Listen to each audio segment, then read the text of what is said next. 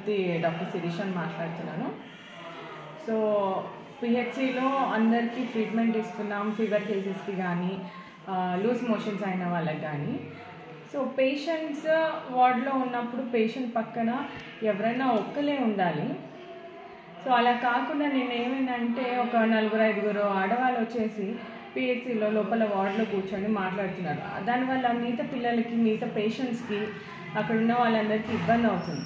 So అలా అని చెప్పి డాక్టర్ సౌజన్య గారు రౌండ్స్కి వెళ్ళినప్పుడు అట్లా కూర్చోవద్దమ్మా, బయటకు వెళ్ళి కూర్చోండి అంటే పేషెంట్ ముదియా 65 years అతను ట్రీట్మెంట్ ఇస్తున్న వాళ్ళ అటెండర్స్ ఇక సడన్గా రైజ్ అయ్యి మేడం మీదకి గొడవకు వచ్చేసారు. సో అలా కాదు, అలా మాట్లాడొద్దని చెప్పి ఎంత నచ్చి చెప్పినా కానీ అసలు వాళ్ళు వినలేదు.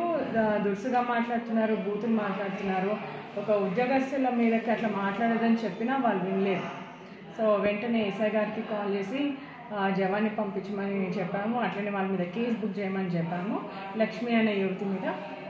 సో దానికోసం కూడా చర్యలు తీసుకుంటున్నారు వాళ్ళు.